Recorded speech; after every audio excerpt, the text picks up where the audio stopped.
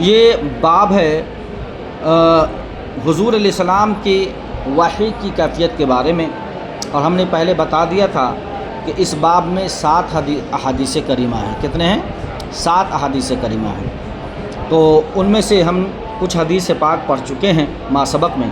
اب یہاں سے ہے حدثنا موسیٰ بن اسماعیل قال اخبرنا ابو عوانہ قال حدثنا موسیٰ بن ابی عائشہ قال حدثنا سعید بن جبیر عن ابن عباس رضی اللہ تعالی عنہما۔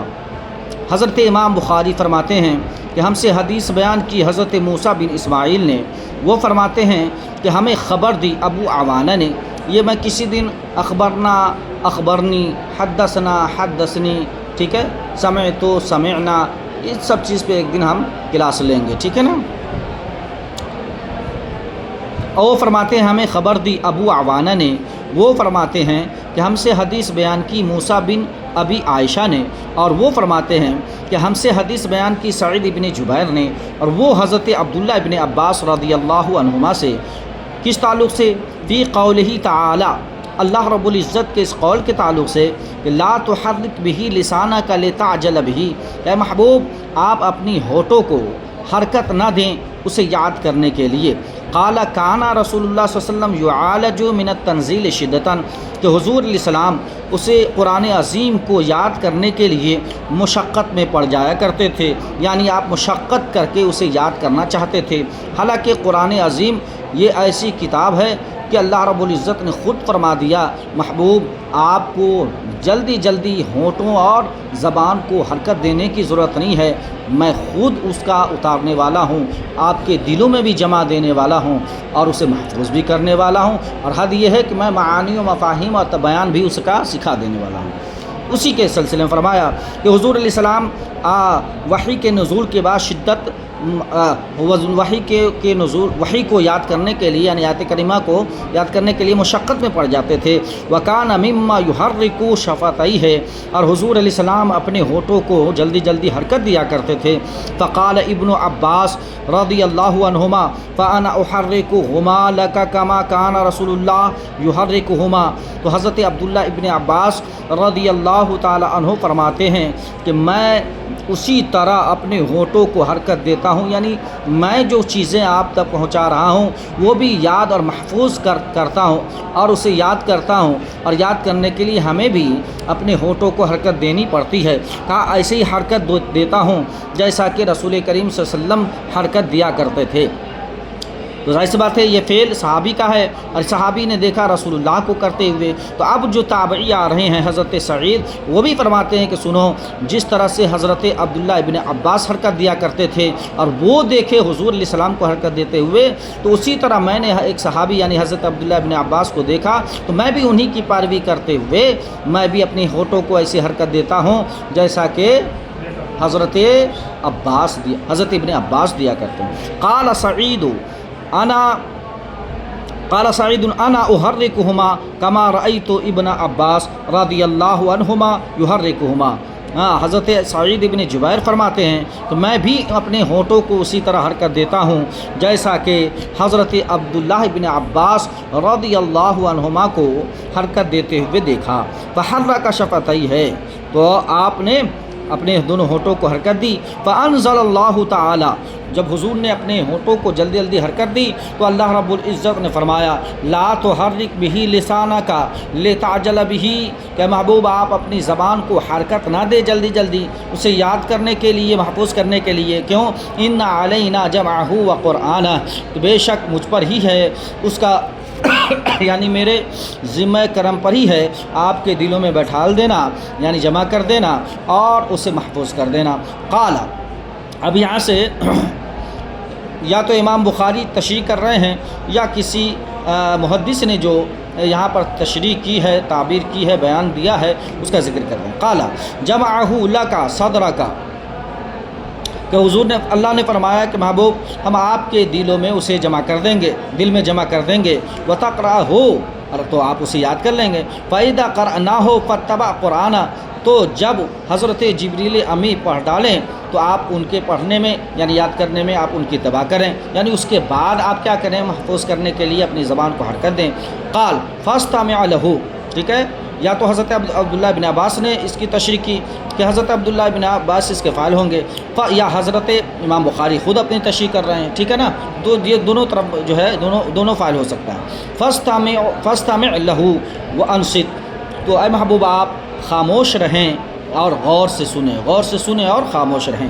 ثم ان علینا بیان ہو، پھر ہم پر ان کا بیان بھی ہے، تو یعنی میں ان کے الفاظ کو بھی محفوظ کر دوں گا اور اس کے معنی و مفاہیم اور اس کے بیان کو بھی آپ کے دل میں جما دوں گا۔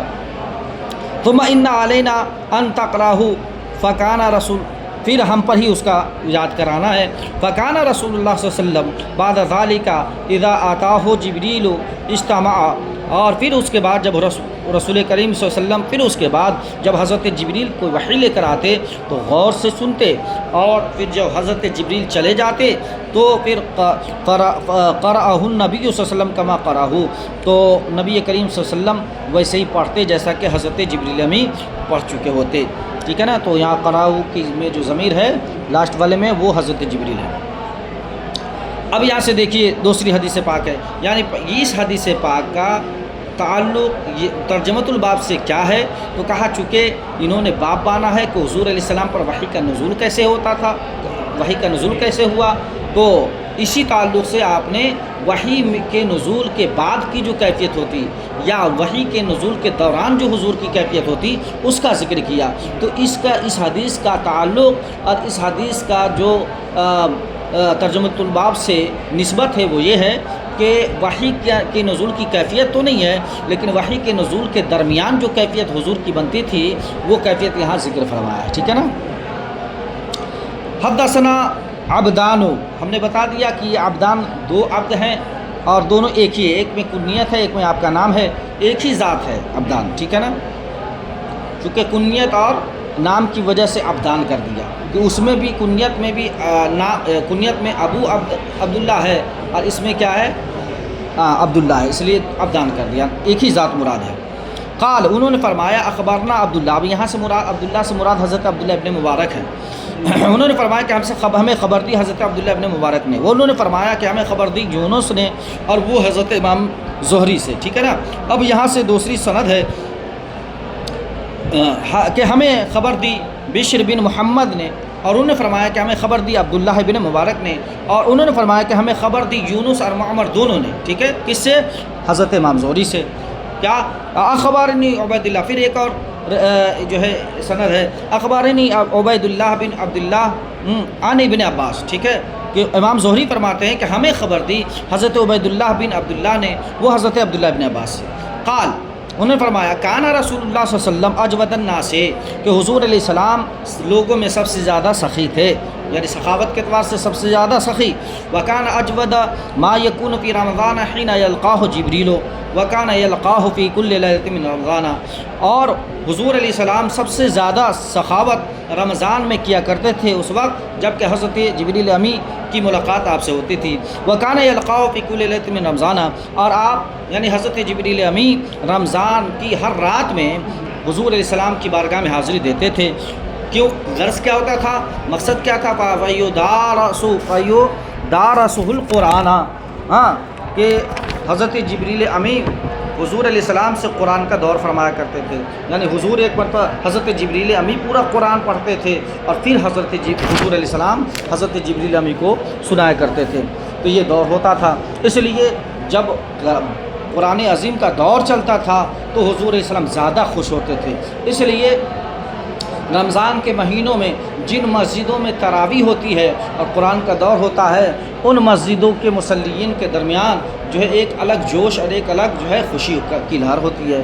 فلا رسول اللہ صلی اللہ علیہ وسلم اجود بالخیر من الريح المرسل، الريح المرسل سے مراد جو ہے وہ خوب تیز طوفان والی جو ہے ہوا ہے، یعنی طوفانی ہوا، ٹھیک ہے نا۔ تو رسول اللہ صلی اللہ علیہ وسلم تو رسول اللہ صلی اللہ علیہ وسلم چلتی ہوئی تیز ہوا سے بھی زیادہ رمضان میں سخی ہوا کرتے تھے، یعنی سخاوت کیا کرتے تھے، ٹھیک ہے نا۔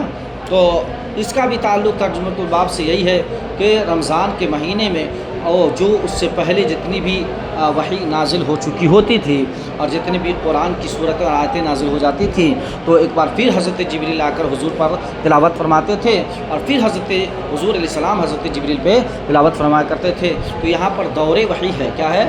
دور وحی ہے. نزول وحی تو نہیں ہے، دور وحی ہے. تو اس کا تعلق بھی اس مناسبت سے ترجمۃ الباب سے ہے. ٹھیک ہے نا.